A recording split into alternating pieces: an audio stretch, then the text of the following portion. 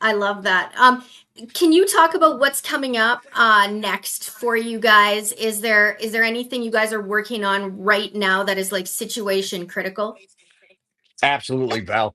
In fact, this week we've been in D.C. visiting with members of Congress and specifically with the House Homeland Security Committee, and we're going to the White House as well to talk about this issue.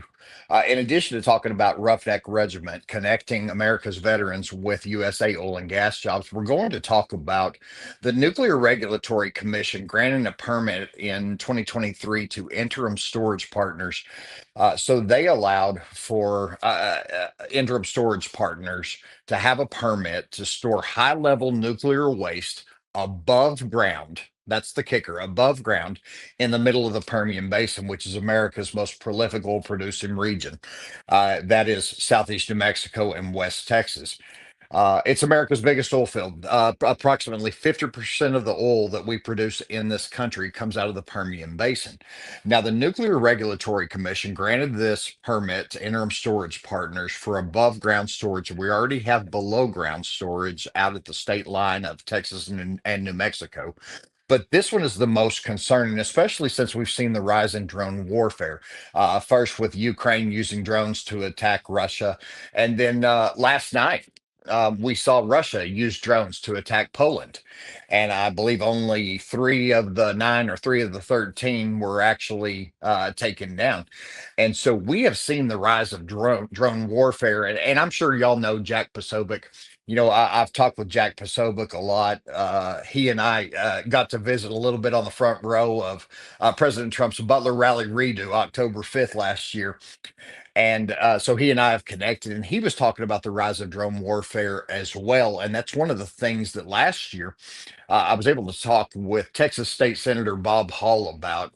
During the Biden Harris administration, we were concerned about above ground nuclear storage, specifically tied to their open borders policies with President Trump and JD Vance in office and their whole administration. We can't say enough about our friends, Border Czar Tom Homan, Christy Nome, Deputy Director of ICE Madison Sheehan, and Director Lyons. And so President Trump's administration is securing our borders, and that's not the specific concern right now, but drone warfare is. And as we see that rising globally, you can think of the very, very bad impacts that a drone strike on nuclear storage above ground in the middle of America's most prolific oil producing region would cause for centuries, really, because if there were to be a high level nuclear release above ground, it could shut down the Permian Basin for decades or centuries and make us dependent upon foreign oil.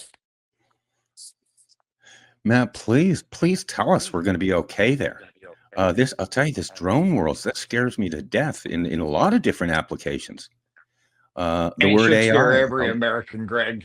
No, Uh, you're absolutely right, Greg.